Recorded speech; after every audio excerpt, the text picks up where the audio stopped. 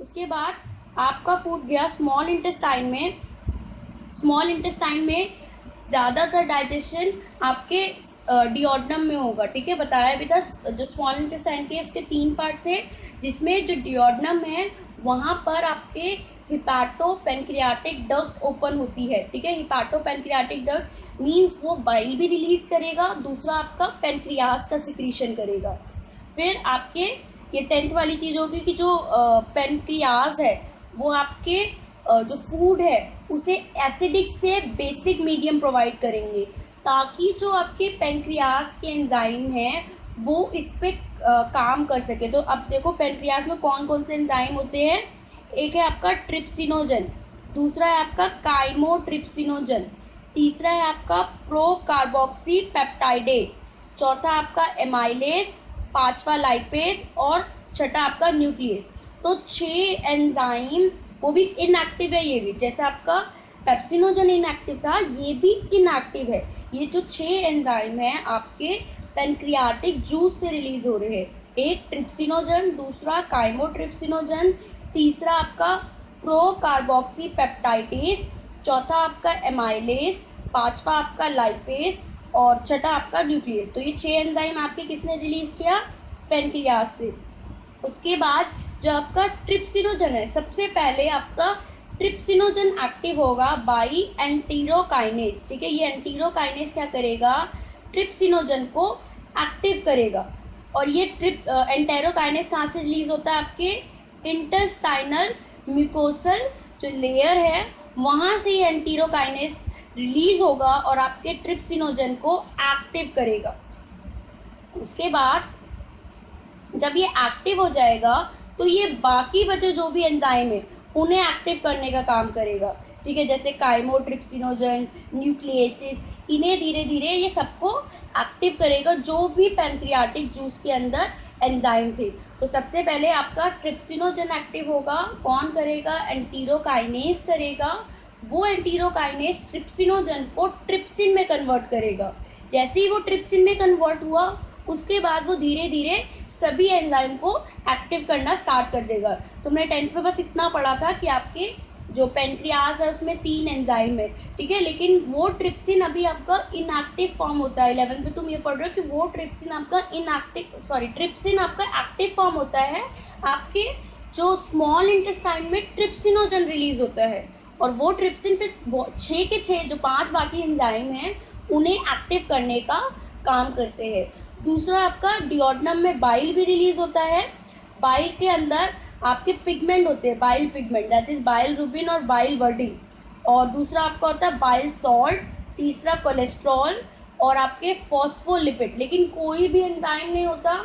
अब आपके जो बाइल रुबिन और बाइल वर्डिन है ये क्या करता है, जो आपके फीकल मैटर होता है, फीकल मैटर मीन जो आपके बॉडी से वेस्ट निकलता है उसे कलर प्रोवाइड करता है। जैसे यूरिन येलो क्यों है, क्योंकि इन पिगमेंट्स की वजह से जो आपके वेस्ट कोई भी हो, यूरिन हो या दूसरा हो, उसके लिए कलर प्रोवाइड करने का काम बाइल रुबिन और बाइल वर्डिन करता है।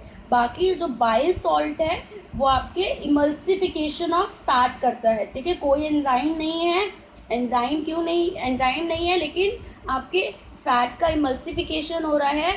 वो बड़े बड़े फैट के मॉलिक्यूल को छोटे मीजल फॉर्म में कन्वर्ट कर रहे हैं। और दूसरा इधर लिखा है कि बाइल ऑल्सो एक्टिवेट लाइपेस, मतलब ये इसके साथ साथ जो आपके लाइपेसेस एंजाइम है उसे एक्टिव करने का काम कर रहा है।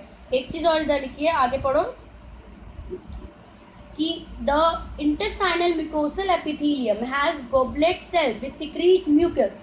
The secretion of brush border cell of mucosa along with the secretion of goblet cell constitute the intestinal juice or succus entericus. That means कि आपके जो इंटेस्टाइनल म्यूकोसल एपिथेलियम याद हो तो मैंने जब आपके वो स्ट्रक्चर कराया था, एलिमेंट्री कैनाल की वॉल करवाई थी, तो सबसे अंदर आपकी जो म्यूकोसा ग्लैंड है वो आपकी गोबलेट सेल्स होते हैं उनके अंदर।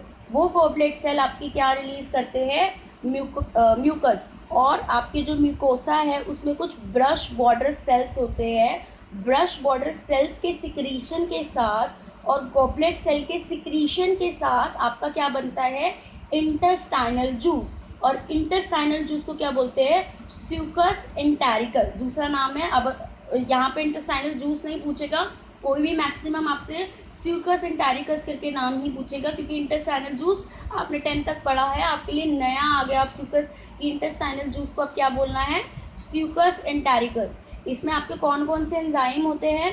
आपका डाइसेक्राइट हो गया, जैसे आपका माल्टेस, ठीक है। दूसरा आपका डाईपेप्टाइडेज हो गया, लाइपेज हो गया, न्यूक्लियोसाइडेज हो गया।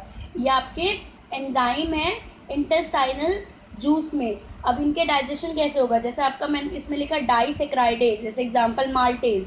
तो माल्टेज क्या करेगा? जो आपके माउथ में माल्टोस था उसको ब्रेक डाउन करेगा और उसे मोनोसेक्राइड, जो सिंपलर और सिंपलर फॉर्म है, उसमें कन्वर्ट करेगा। डाईपेप्टाइडेज क्या करेगा? जो प्रोटीन से पेप्टाइड्स बन रहे थे, ठीक है, उन्हें तोड़ने का काम करेगा, जैसे पेप्टोन्स, प्रोटियोजेस। तीसरा आपका लाइपेसिस है। लाइपेसिस आपका क्या करेगा? लिपिड की डाइजेशन में। न्यूक्लियोसाइडेज आपका क्या करेगा? आपके न्यूक्लियोसाइड के डाइजेशन में हेल्प करेगा। उसके बाद इधर एक और लाइन लिखी है लास्ट में, The submucosal gland which is also called Brunner gland are also help in this। ठीक है, ये नाम याद कर लेना कि सबम्यूकोसल ग्लैंड को, जो आपका स्मॉल इंटेस्टाइन है उसमें आपको ब्रूनल ग्लैंड, उसका दूसरा नाम ये क्वेश्चन थे, नीट के क्वेश्चन में था, नीट के क्वेश्चन पेपर में था, ब्रूनल ग्लैंड लिखा हुआ था, तो बच्चों को नाम नहीं पता होता तो ये नाम भी याद कर लेना। उसके बाद नीचे आपके फ्लो चार्ट देखो, सबसे पहले क्या है? प्रोटीन, पेप्टोन्स और प्रोटीएसेस, ठीक है।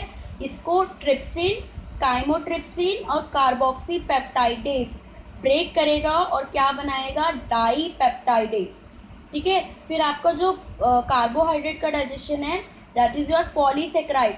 पॉलीसेक्राइड के डाइजेशन के लिए एमाइलेस, एमाइलेस किस में कन्वर्ट करेगा? डाईसेक्राइड। और फैट के डाइजेशन के लिए लाइपेस, लाइपेस क्या बनाएगा? पहले डाईग्लिसराइड, वही लाइपेस क्या बनाएगा? डाईग्लिसराइड को मोनोग्लिसराइड। उसके बाद न्यूक्लियेसिस, न्यूक्लियेसिस क्या करेगा? जो न्यूक्लिक एसिड होंगे आपके फूड में उसे न्यूक्लियोटाइड और उसके बाद न्यूक्लियोसाइड इसमें कन्वर्ट करेगा। इसके बाद आपका नेक्स्ट पेज पे, ठीक है, इसमें क्या है? जो आपके डाईपेप्टाइड पीछे बने, डाईपेप्टाइड आपकी सेकेंडरी स्टेज है, उसको वो किस में कन्वर्ट करेगा? अमीनो एसिड में, बाय डाईपेप्टाइडेज। और ये कहाँ पे रिलीज हो रहा था? आपके इंटेस्टाइनल जूस में। दूसरा आपका जो माल्टोस माउथ में था वो आपके माल्टेस के थ्रू ग्लूकोज प्लस ग्लूकोज पे कन्वर्ट होगा। लैक्टोज है, लैक्टोज आपको मिल्क में मिलता है, ठीक है, वो उसके लिए लैक्टोज एंजाइम है, ये भी आपका एक डाईसेक्राइड एंजाइम है, ठीक है, जिसे वो ग्लूकोज प्लस गैलेक्टोज में कन्वर्ट करता है। सुक्रोज है, उसको सुक्रेज करता है ग्लूकोज प्लस फ्रुक्टोज। इनके स्ट्रक्चर भी पढ़ोगे आप, ग्लूकोज के, गैलेक्टोज के, फ्रक्टोज के। एक तो 11th में जो बायोमोलिक्यूल चैप्टर उसमें भी पढ़ोगे और 12th में केमिस्ट्री में भी पढ़ोगे, बायोमोलिक्यूल का नाम का चैप्टर है 12th में सेम, वहाँ पे भी इसके सारे स्ट्रक्चर्स आप पढ़ोगे। उसके बाद आपका जो न्यूक्लियोटाइड है वो न्यूक्लियोटाइडेज से न्यूक्लियोसाइड में कन्वर्ट होगा, न्यूक्लियोसाइड से शुगर प्लस बेस में कन्वर्ट होगा, और डाई और मोनोग्लिसराइड आपका लाइपेज के through fatty acid plus glycerol में कन्वर्ट होगा। तो इससे ये पता चला कि जो आपका प्रोटीन है उसका जो बेसिक स्ट्रक्चर है, बेसिक स्ट्रक्चर समझते हैं ना, जो जिसको वो डायरेक्टली एब्जॉर्ब कर पा रहा है, वो आपका अमीनो एसिड है। मतलब एट द एंड प्रोटीन के डाइजेशन से उनको अमीनो एसिड बनाने हैं, और आपके कार्बोहाइड्रेट के डाइजेशन से 3 चीज़ बनानी है, एक तो ग्लूकोज, दूसरा या तो गैलेक्टोज, तीसरा या तो फ्रक्टोज, और तीसरा जो आपका न्यूक्लियोटाइड और न्यूक्लियोसाइड है, इनके डाइजेशन से इन्हें शुगर और प्लस बेस आपका है। उसके बाद आपका फूड गया, उसके बाद आपका आगे लिखा है कि जो the breakdown of biomolecule mention above occur in the duodenum region of the small intestine. जो आपके ऊपर बायो मैक्रोमोलिक्यूल्स थे जितने भी आपने अभी पढ़े, उनका ब्रेकडाउन आपके डिओडनम में हो रहा है। जो सिंपल सब्सटेंसेस जो बनेंगे, उन जो फॉर्म होंगे वो एब्जॉर्ब होंगे आपके जेजुनम और इलियम। स्मॉल इंटेस्टाइन के 3 पार्ट थे, डिओडनम, जेजुनम और इलियम। तो डिओडनम में आपका ब्रेकडाउन हुआ और जेजुनम और इलियम में एब्जॉर्प्शन हुआ। फिर आपका जो अनडाइजेस्टेड या फिर अनएब्जॉर्ब सब्सटेंसेस है उसे लार्ज इंटेस्टाइन में ट्रांसफ़र कर दिया जाएगा, और लार्ज इंटेस्टाइन कोई चीज़ डाइजेस्ट नहीं करता, उसका दो काम है। एक काम क्या करेगा कि वो वाटर, मिनरल या कोई ड्रग्स है, ड्रग्स मीन्स कोई भी मेडिसिन आप खा रहे हो उनका एब्जॉर्प्शन करवाना, ठीक है। दूसरा काम क्या करेगा कि वो म्यूकस सिक्रीट करेगा ताकि जो अनडाइजेस्टेड पार्टिकल्स है वो आपस में अडेयर कर जाए, चिपक जाए और लुब्रिकेट कर कर आराम से आपकी बॉडी से एनएस से बाहर रिलीज हो जाए, ठीक है। तो दो काम है, वाटर का और आपके मिनरल्स और कुछ ड्रग्स का एब्जॉर्प्शन करना, दूसरा आपका म्यूकस रिलीज करना ताकि वो आपस में अडेयर कर कर, पार्टिकल्स अडेयर कर कर लुब्रिकेट होकर आपकी बॉडी से ईजिली पास आउट हो जाए, ठीक है। तुम्हें 10th में मैंने ये भी बताया था, हम दो टर्म पढ़ते हैं, एक्सक्रीशन और इजेशन। हम डाइजेशन में पढ़ते हैं इजेशन, और आपका नेक्स्ट टॉपिक स्टार्ट होता है, एक अलग टॉपिक होता है एक्सक्रीशन। दोनों में डिफरेंस क्या है? जब आप इजेशन की बात करोगे तो आप अपनी बॉडी से अनडाइजेस्टेड फूड रिलीज करोगे, ठीक है। लेकिन आप जब एक्सक्रीशन की बात करोगे तो आप उधर ब्लड में जो आपका हार्मफुल पार्टिकल्स है, सब्सटेंसेस है, उसे फिल्टर कर कर बाहर निकाल रहे हो, ठीक है। दोनों टर्म में डिफरेंस है क्योंकि दोनों मीनिंग तो एक ही निकल रहे हैं, वहाँ पे आपके दोनों में ही वेस्ट प्रोडक्ट बाहर से निकल रहे हैं। लेकिन इजेशन में नाइट्रोजिनस वेस्ट, इजेशन में आपका अनडाइजेस्टेड फूड निकलता है, और जो आपका एक्सक्रीशन है उसमें आपका नाइट्रोजिनस वेस्ट निकलता है। नाइट्रोजिनस वेस्ट जैसे यूरिया, यूरिक एसिड और आपका अमोनिया, ये जो सब्सटेंसेस है ये आपकी बॉडी से बाहर रिलीज होंगे, ठीक है। और आपने जब लीवर पढ़ा था इसमें, तो लीवर में आपका यूरिया की फॉर्मेशन होती है। यूरिया आपका वेस्ट मटेरियल है, आपकी बॉडी का वेस्ट मटेरियल है, जो आप रिलीज करते हो उसका मतलब केमिकल कंपाउंड या केमिकल कॉम्पोजिशन क्या है? यूरिया है, उसमें यूरिया आपको कंपाउंड मिलेंगे और वो आपके लीवर में बनते हैं। उसके बाद आगे पढ़ो, द अनडाइजेस्टेड, यहाँ पे जो आपका पैराग्राफ है ये वाला, the undigested unabsorbed substances called faces, ठीक है, या फीकल मैटर। मैंने टर्म पहले यूज़ करी थी ना, तो इसे ही हम क्या बोलते हैं? Faecal matter. जो आपका अनडाइजेस्टेड और अनएब्जॉर्ब सब्सटेंसेस होगा वो जाएगा आपके सीकम में, ठीक है, लार्ज इंटेस्टाइन के सीकम पार्ट में जाएगा थ्रू इलियोसीकल वेल्व, और ये वेल्व क्या करेगी? फीकल मैटर वापस लार्ज इंटेस्टाइन के स्मॉल इंटेस्टाइन में ना जाए, उसे प्रिवेंट करने के लिए ये आपकी इलियोसीकल वेल्व होगी सीकम के पास, और वहाँ पर उसके बाद ये रेक्टम में भेजेगा, रेक्टम में टेम्परेली स्टोर होगा, उसके बाद डिफेक्शन के थ्रू ये बॉडी से बाहर रिलीज हो जाएगा। आगे आपका लिखा है, the activities of the gastrointestinal tract are under neural and hormonal control for proper coordination of different part, ठीक है।